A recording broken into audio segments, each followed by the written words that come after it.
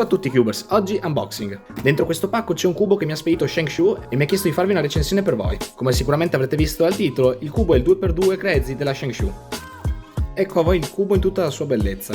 Come funziona? Come potete vedere, di base è un 2x2 che però su ogni faccia presenta dei cerchi. Questo cubo è composto soltanto da angoli e centri.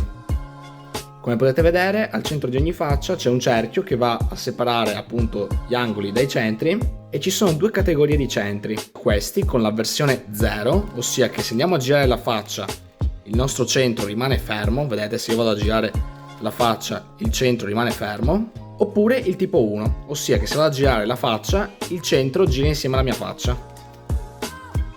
Per il resto il funzionamento è esattamente un 2x2, infatti a giri di 90 gradi su tutte le facce. Questa versione è stickerless, andiamo a vedere tutti i colori e adesso andiamo a testare il giro. Ok, il cubo gira molto bene, arriva che si sente che è stato lubrificato, quindi diciamo che è già pronto per l'utilizzo e adesso andiamo un po' a mescolarlo. Come vedete questa ad esempio è una faccia di tipo 0, infatti se vado a muovere la faccia frontale i centri rimangono fermi. E questa invece è una faccia di tipo 1, quindi se vado a ruotare la faccia frontale i centri si muovono. Andando a mescolarlo mi sono accorto di una cosa, ossia che in tutti gli angoli, come vedete, i centri sono sbagliati giustamente, tranne in uno, ossia l'angolo blu, rosso e giallo. Questa cosa nei cubi Crazy accade per un motivo, ossia che c'è un angolo che è quello che va a influenzare tutti i giri di tipo 1, ossia tutti i giri in cui diciamo che l'angolo si porta via il centro. Quindi se proviamo queste tre facce, tipo 1, tipo 1 e anche l'ultima di tipo 1. E se andiamo a testare le altre tre facce invece saranno tutti quanti di tipo 0, vi faccio vedere. 0, 0 e 0.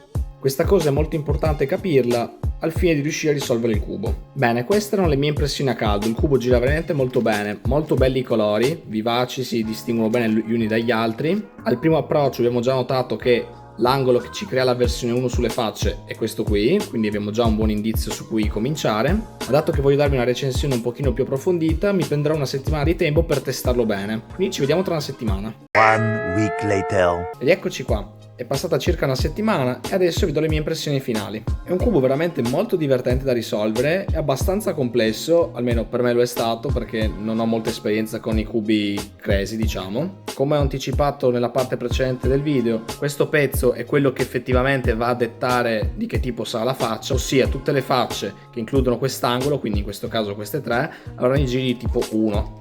E al contrario tutte le tre facce che non hanno quell'angolo incluso, diciamo, saranno di tipo 0.